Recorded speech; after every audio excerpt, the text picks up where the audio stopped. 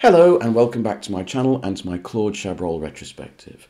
And today we're discussing the third in the Helene cycle, Le Boucher, or The Butcher.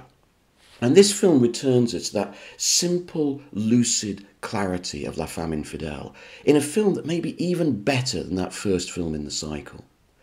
Now, this film starts in caves. The caves of early man, of Cro-Magnon man, those kind of caves with cave paintings on the wall of bison and deer.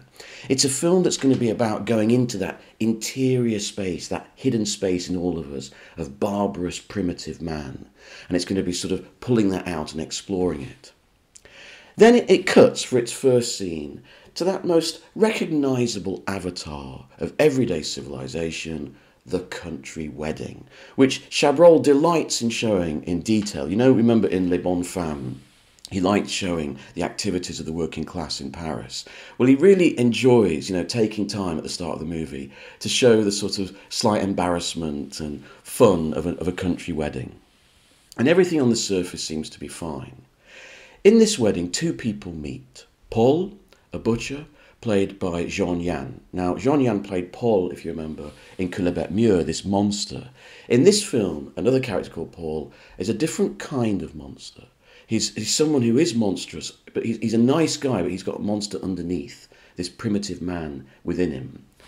At the start of the film, he meets a woman in the village who is the headmistress of the local school, and they begin a kind of relationship. It's a sexless relationship, and that's key to the plot. It's a sort of platonic friendship, but they like each other's company. And he wants it to go further, but she doesn't. Then a series of murders begin in the local countryside. Incidentally, the whole film is filmed in a place called Tremola, a rural part of France, which has got genuine prehistoric caves nearby. Chabrol pays tribute to the people of this village for helping him make the film at the start of the movie. And they are the sort of other star of the film. There's Jean Yann, Stéphane Audran, and the people of Tremola, who are given all sorts of little cameos, and they're very funny. And it's all part of the way that Chabrol likes to explore the space of his films, literal and metaphorical.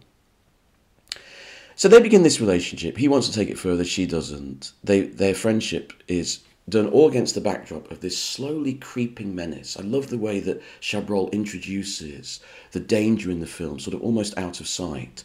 Women are being killed in the local area horribly. And of course, Stéphane Audran will come to realise that it is the man she's having this friendship with. It is Jean Yann. She finds this lighter that she's given him as a present at the scene of one of the murders. A brilliant scene, actually. She's taking these kids for a sort of picnic, and suddenly this blood drips onto this poor girl, and you look up and you see this hand dangling over the ledge, and Stéphane Audran goes up and finds that it's the same woman who was getting married at the start of the film. A notably vivid sequence. So that's the movie. It's a kind of Hitchcockian building up of suspense to an incredible end sequence. Anyone who likes this movie knows that the end sequence is really impressive. So basically, through various plot means, she does discover that once again that it is Jean Yann who's been doing the murders. And one night she's in her school. She lives in a room above the school, and she's like this is her kind of fortress. And she's locking all the doors and trying to keep herself inside. She remembers one last door, she locks it, comes back into the room, and the light switches off. And he's in. It's pure Hitchcock, right?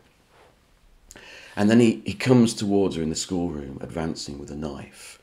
And you're getting ready for the big denouement. And then Chabrol does something, I think, quite brilliant.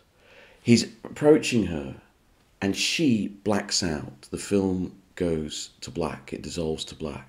When she wakes up, he has stabbed himself. He's sacrificed himself to save her. And this is where the film turns. It turns from being something Hitchcockian to something perhaps more interesting. She helps him, this monster, because she realises, just like the wife in La Femme Infidèle, who realises that this man, her husband, has murdered for her, she realises that this man really loves her, right? So she helps him into the car, And so in a normal American thriller, the moment when he's killed himself and she escapes would be the end of the film. But in fact, the film goes on for about another 10 minutes, and this is the crucial part of the movie. So she's driving him through the night in this little Citroen, and it's this journey into darkness as he's dying. It's a very powerful scene. He tells her how much he loves her and how much he wanted her, and because he couldn't have her, he killed other women. So there's this kind of strange sense of guilt on the Stefan Audran character's side. This is something that Chabrol always explores in his films, the guilt of the murderer, but also the guilt of the other person that they're sort of associated with, right? And then he's, there's this wonderful monologue that he's given, like, my blood's still flowing, I'm still here, it's still going all the time. And all the time you're travelling through the darkness. You're travelling deeper and deeper in space, but also into his own psyche. Then you arrive at the hospital, and you get this wonderful scene where he's on a stretcher, and he's being wheeled away from her, and she's following him with the light behind her, so she's like an angel as he's going into death. It kind of reminds me of A Matter of Life and Death for some reason. I don't know why, but it reminds me a little bit of the operating theatre sequence in that film. And he's looking back at her, and then he's taken into a lift. I always like this bit. The lift doors close, and Stefan Audran focuses on the lift button, which is red, and it says "Occupé," busy, and it's flashing, like a beating heart. And eventually it stops. I mean, that's pure Hitchcock, isn't it? And it's a lovely scene, and then when he's dead, we realise he's dead, and she sighs. Chabrol slightly ruins the effect by having a doctor turn up upstairs saying, actually, he's dead now, you can go, which ruins it slightly, but it's a beautiful sequence. But it's not the only beautiful sequence in this film. It's perhaps what it's most notable for, but I would like to go back to a sequence right at the very beginning. So we've had this fantastic sequence at this country wedding, and Jean-Yann and Stefan Audran leave the party. They're slightly drunk, it's been a long day, and they're walking back home. I absolutely treasure this sequence. Together with Jean Rabier, Stefan Audran, Jean-Yann and Jean Rabier, the cinematographer, form a kind of dance, a trio all the way through this film. So much of this beautiful suspense film, this thriller, is just about two people talking, and the cinematographer slowly capturing it in long shot and uncut. And this first sequence is part of this. So they come out of this place, and they walk all the way through the village in one shot, just lazily talking to each other and getting to know each other, slightly drunk.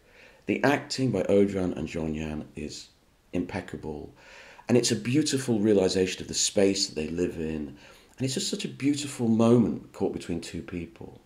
Later we'll have another sequence where they're picking mushrooms in the wood with some kids, and the kids go off to play, and they sit down to talk to each other. And Jean-Yann asks Stefan Audran's character, why don't you have a partner? Why have you given up on partners? That sequence, watch how subtly it's shot, and the acting between Audran and Jean-Yann is absolutely amazing. So this is a very simple film with very easy and obvious and accessible themes, but I like the way Chabrol explores those themes. I like Chabrol's weird kind of perfectionism. His movies always start at the precise point they need to and end at the precise point they need to. I remember Jean-Marie Straub said about Charlie Chaplin, he's one of the great filmmakers because he always understands when a gesture begins and when a gesture finishes, and that determines his editing. Well, Chabrol's filmmaking, you could take that for the whole film. The whole film is a gesture or a rite, R-I-T-E, right? So this film starts with the Jean-Yann and Stefan Audran characters being symbolically married, right? They're at a country wedding, and because the Jean-Yann character is the local butcher, he gets to cut the ceremonial meat. So they're put together, this couple. This is the first time they've met since they were children. So it's the precise start of their relationship. And we go to the precise end. And the precise end is the consummation of that marriage, when Jean-Yann, dying, asks her to kiss him. Remember, this has been a sexless relationship, a platonic relationship at Stefan Audran's insistence. So this is the first time it's consummated. So The film absolutely starts with the beginning of their meeting and their marriage, and it absolutely ends with this consummation of that marriage, and then he dies. I love that sort of weird perfectionism in Chabrol. As I said, this is a film exploring the savagery in man, that sort of ancient man that still lives within us. I like the way it explores this. So the kids go to look at the local caves with these cave paintings. And one of the kids says to Stefan Odran, "What would it be like if Cro-Magnon man was among us now? What would he be like?" And he says, "I think he'd be nicer." And in a sense, the Jean Yan character is nicer. He's an innocent. He genuinely loves Stefan Odran. He's not a monster in that sense. He's almost looking up to a higher form of human being, you see. And that's what, he can't adapt to the complexity of who she is as a person and the complexity of the modern world. And that's why he kills. And it's also, of course, significant that she is a teacher. She's educating children, right, in how to cope in the modern world. In a sense, she's also trying to educate him. There's also lovely little touches, right? The film is threaded through with ideas of romance and the classic meeting of man and woman. So Balzac is referred to. There's a piece of Balzac written in class, which is about a man and a woman meeting. And then later they conduct this kind of ceremony for the kids. They dress up like they're in Louis XIV's court.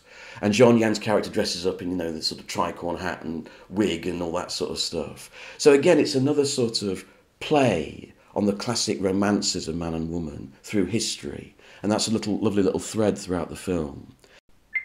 The film also explores this theme of the savagery within us on a social level. So we understand that Jean Yan's character, he's been in the army for 15 years and he's seen terrible things. He's seen the terrible savagery that can be committed by institutions and by human society, all these bodies of his friends and his comrades and the enemy lying in the sun. And later, a police officer will talk about how he's seen so many bodies and so many crimes and so many things, and it's building up. So there's this idea of, underneath the surface of this lovely French village is the horrors that our institutions and the framework of our society has to put up with constantly. And I suppose Chabrol is asking us to contrast that with the horror within one man, and asking us in a sense, which is worse, which is more horrible, more unsupportable. So it's a very simple, direct, powerful film with great suspense, but it's also very intelligent, and I think the acting is so beautiful, and it's beautifully shot. I think, watching it again all these years later, this may be Chabrol's most perfect film. Thanks very much.